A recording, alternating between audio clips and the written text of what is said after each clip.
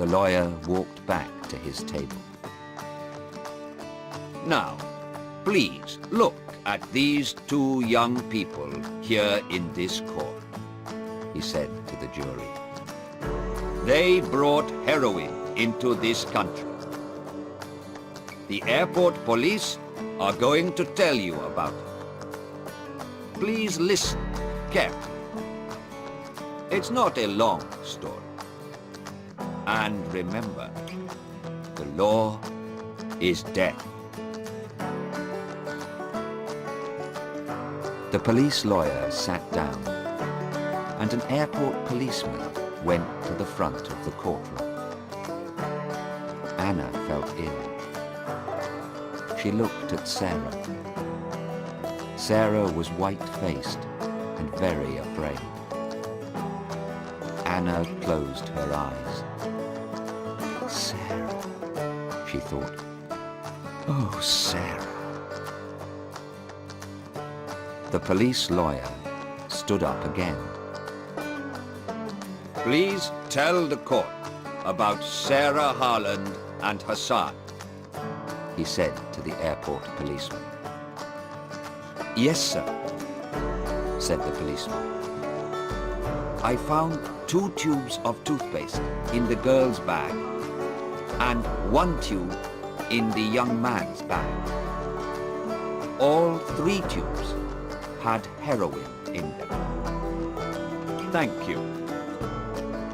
The police lawyer sat down, and Mr. Cheng, Sarah's and Hassan's lawyer, stood up. "What did Sarah Harland say when you found the heroin?" he asked. "Nothing, sir. She began to cry." "I see. Was she afraid?" The policeman thought for a minute. "I don't know, sir. Perhaps she was, yes." "And she said nothing? Are you sure?" The policeman thought again. "Well, yes, sir. I think perhaps she said, 'This isn't my toothpaste. This is all wrong.'" "I see. And what about the young man, Hassan? What did he say?" "Well, sir, he was very angry. He said, 'It's not heroin. That's not true. You put it there.'" "I see. Thank you. Now tell me, why did you look in these 2 young people's bags? You don't usually look in everyone's bags. There isn't time." The policeman thought again. "Well, no, sir, we don't. I'm afraid I can't tell you, sir." "What did you say?" Mr. Cheng asked very angrily.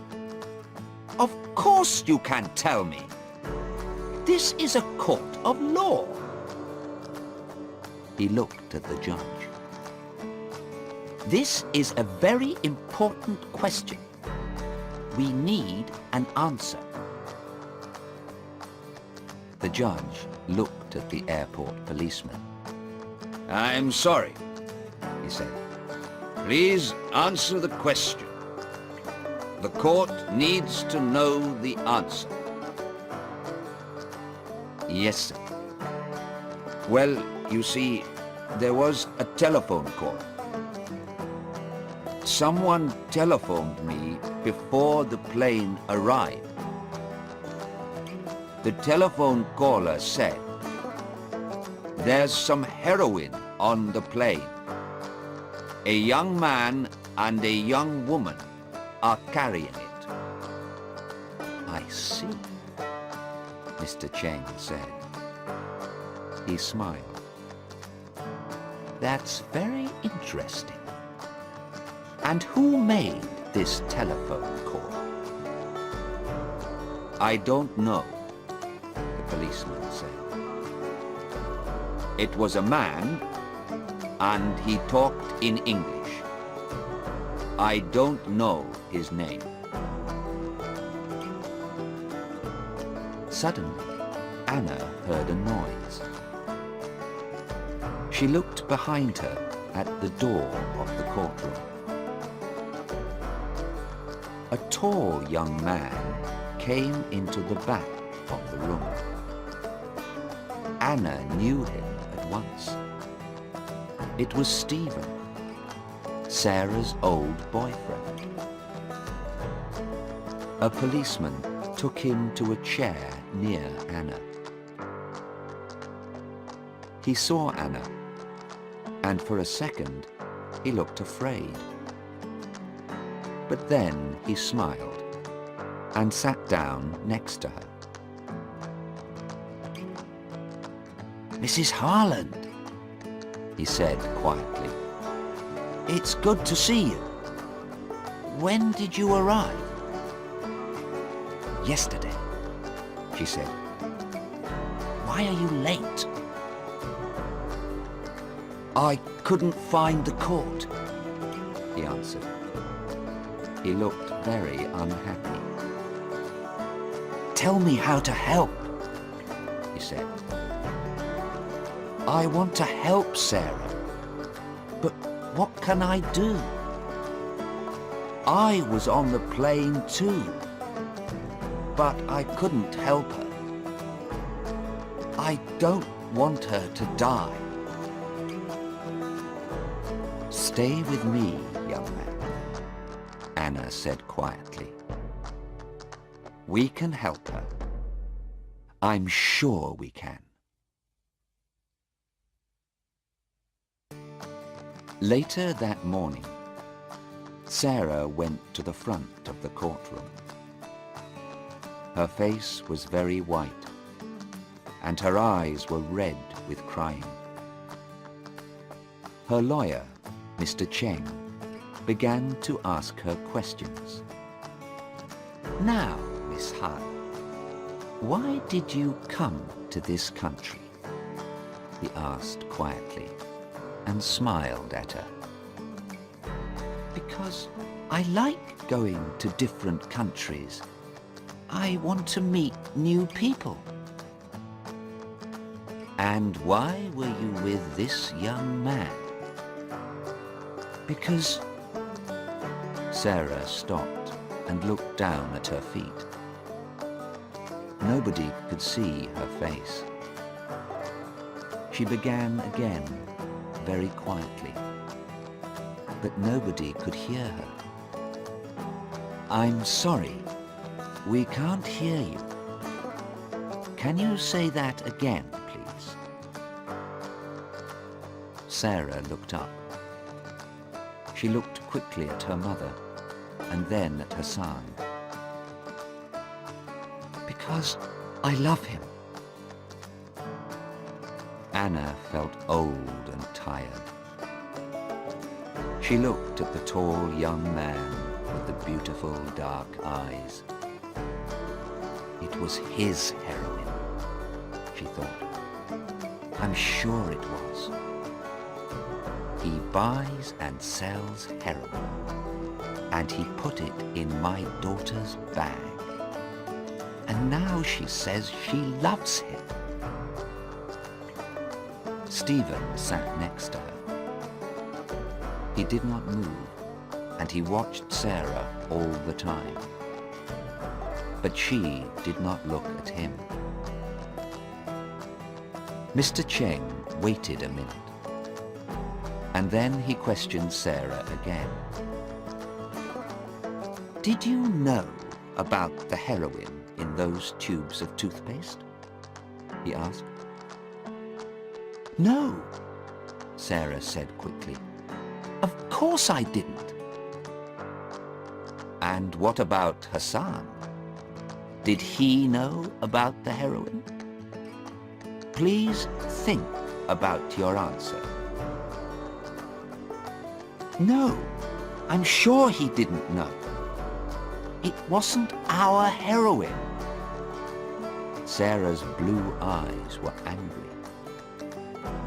We didn't put the heroin in the toothpaste tubes. We're innocent.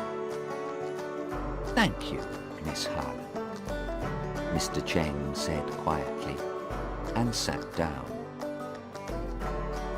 The police lawyer stood up. Miss Harlan, how much money did you have in your bag? About £50, I think. That's not very much. This is an expensive country, you know. How much can you buy with your £50? Sarah did not have an answer. I don't know, she began. I usually live very cheaply. Did you need more money? The lawyer's questions came quickly now. Of course you needed more money. You wanted to sell that heroin. You wanted to be rich. Is that right? No, that's not true. The lawyer said nothing for a minute. He looked at the jury and smiled. Then he said, "Do you think toothpaste is very expensive in this country, Miss Harlan?" No. I don't think... I don't know. Well, I can tell you, it isn't. Toothpaste is cheap here. So why did you bring 3 tubes of toothpaste with you? How often do you clean your teeth, Miss Harlan? 6 times a day? Or 7? Or 8 times a day, perhaps? Sarah looked very unhappy. No, I don't know. Hassan... Yes? The lawyer said quickly. Hassan. Are you going to say, Hassan gave it to me? You love this young man, but you don't want to die. Nobody wants to die. And now you're going to say, it was Hassan's toothpaste. Is that your answer, Miss Harlan? No, Sarah said angrily. Of course not. It was my toothpaste, but thank you, Miss Harlan. The police lawyer sat down. I have no more questions.